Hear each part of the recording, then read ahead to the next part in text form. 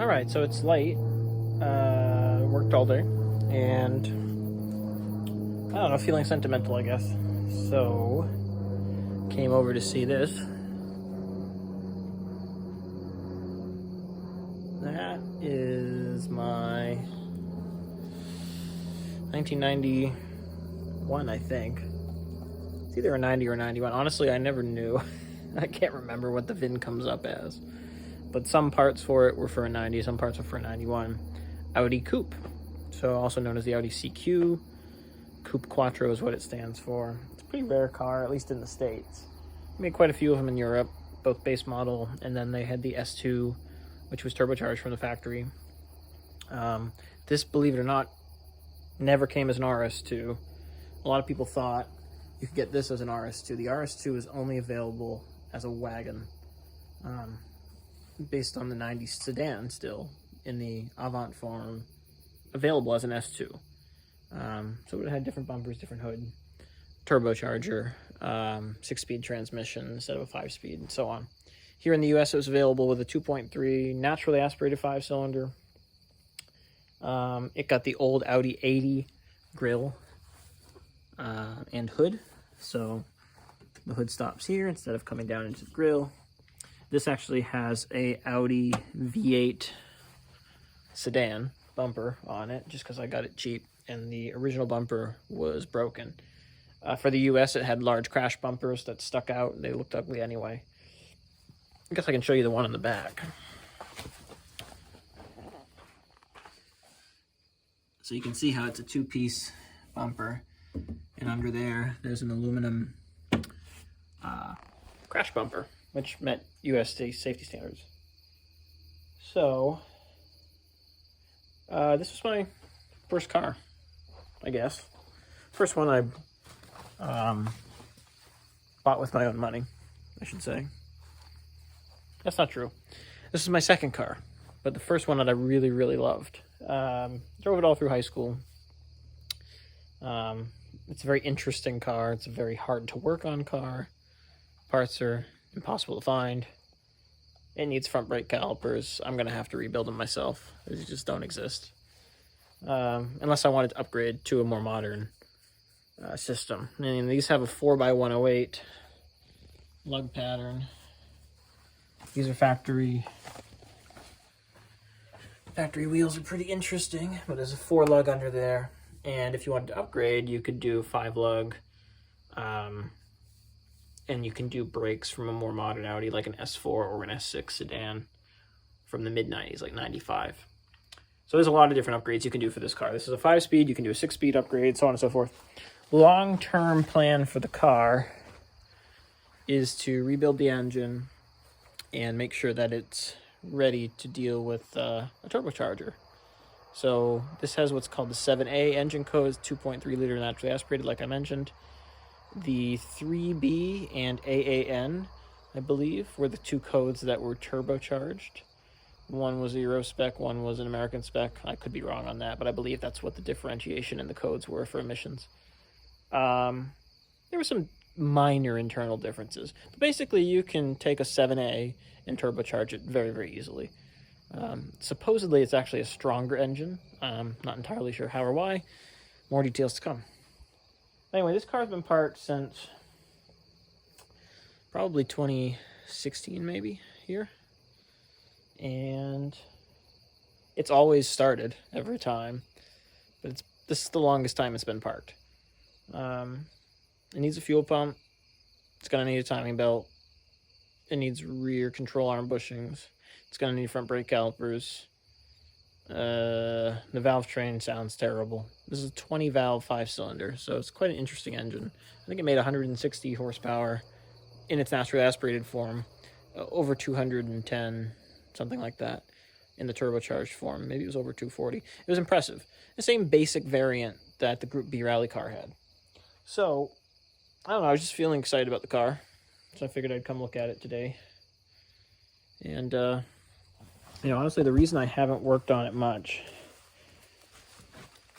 is because I want to fix everything on it. I like the car so much. All of the little things that are wrong with it bother me. You can't see anything in there, can you? No, it's too dark.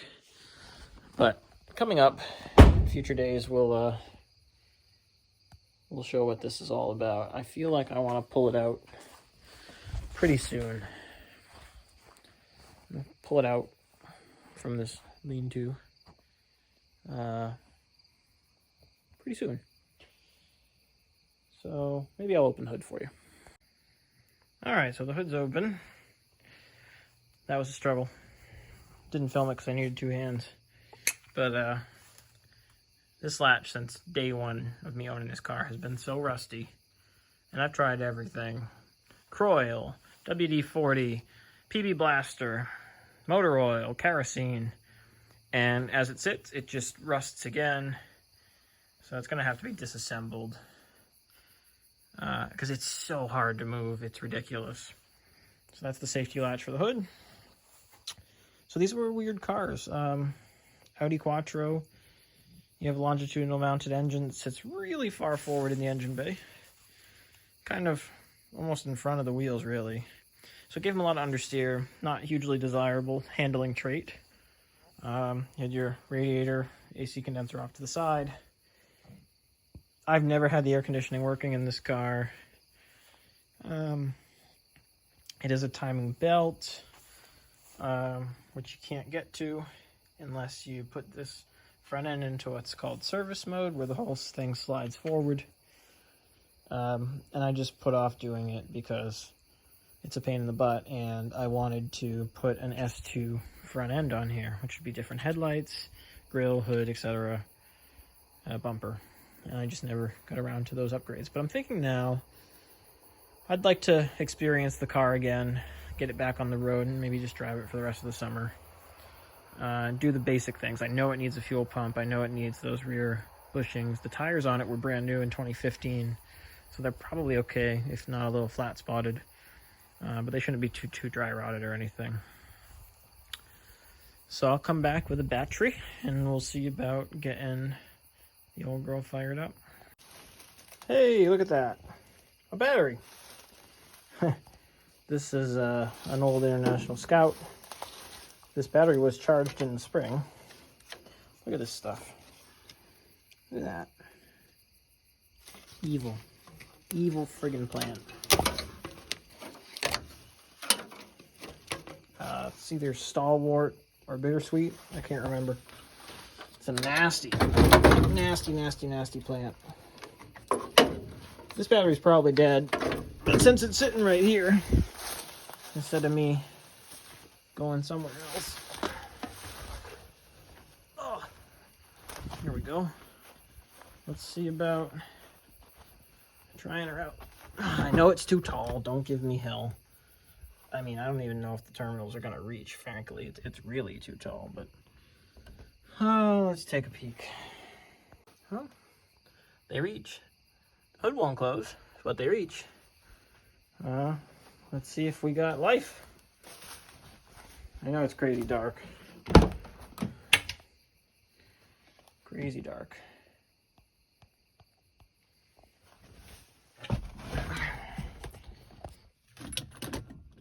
Hey, it says everything's okay. That's probably a lie, but pay no attention to that. It always did that. Low pressure's fine.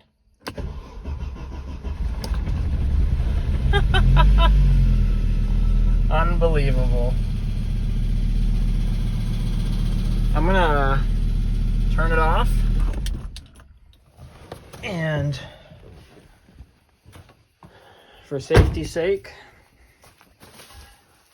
I'm gonna pull my Audi out of the bushes because I don't want a fire or anything like that.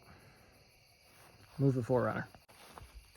So reiterating, parked since 2016. Yeah. It was on the road in 2015. So I may have parked it here in 2016 or 2015. Luckily with the remote air filter, I've never had a mouse problem in there, so I'm not even gonna bother checking. It's a pretty tight system. They got screens on both ends and whatever. I'm not worried about that. I know it's got oil in it. And like I say, it's never failed to start, but this is definitely the longest it's been parked by at least 3 years. I know it's too dark, but we have power. We have digital climate. Let's crank her up. Jeez, I love this car. It purrs like a kitten. Let's pull her out. Oh, she's in a hole. Oh yeah. That was a big hole we just drove out of. Hop out. Oh, door doesn't stay open.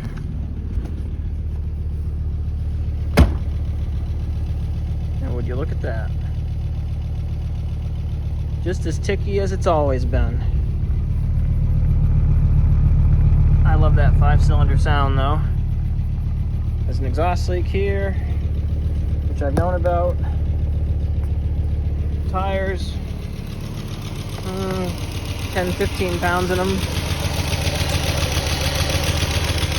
Yeah, that tick's not new. That won't go away. I got maybe 5 pounds in that one. Very, very, very flat. Very flat indeed. But there she is.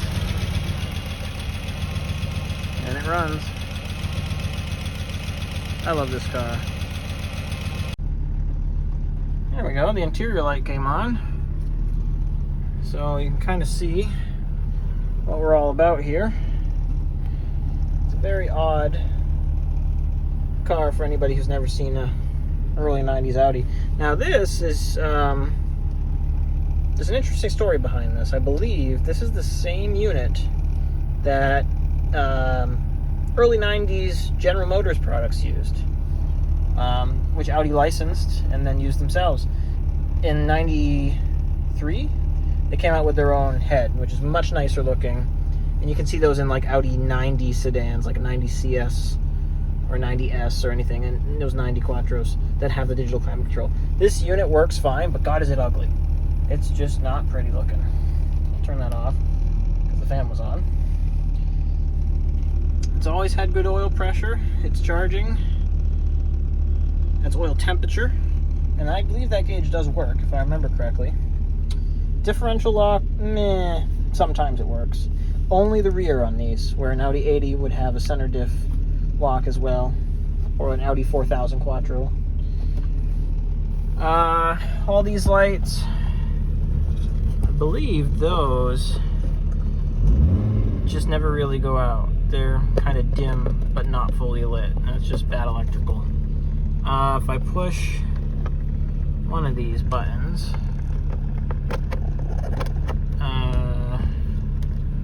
oh wait, no, there it is.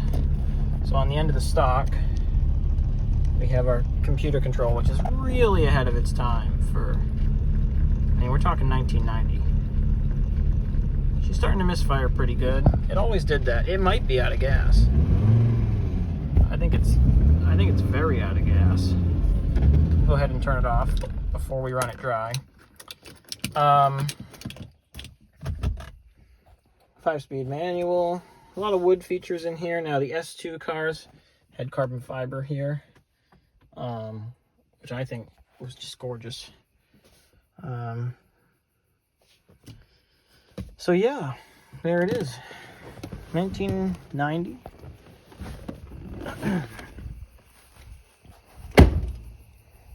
Oops, I turned on that light manually. Let's kill that. There we go.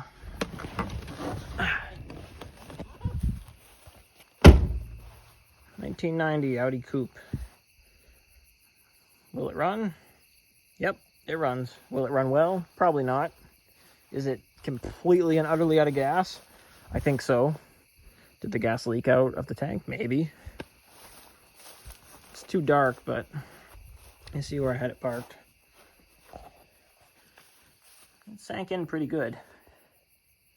You guys can kind of see. I did have I don't know why. Maybe I just didn't feel like moving it. I had some tin roofing over here. But come back tomorrow with air compressor, maybe some oil, definitely some fuel, maybe a smaller battery. I don't know. And maybe we'll drive it home. But for now, back in the daily, and off we go. So thanks for watching my random video of me pulling out my high school sweetheart. I love this car. And actually my wife loves this car. So this car will never leave the family. It's been with us since 2007. Yeah. And before that, it only had 2 owners. One owner crashed it pretty hard. We'll get to that later. But that area over there on the passenger side, right about there, it's not very good. I've thought about rallying this car, taking all the interior out, which isn't in very good condition. We'll get to that later in the daylight. Nothing on it is really in very good condition, but I just like it. And is it worth saving? No. I mean, these things have zero value. A totally cool, turboed, etc. I mean, it's like 16 grand for one that's done. And it would cost me 25 or 30 grand to make it that car. Anyway, who knows? But we are going to drive it. Thanks for watching.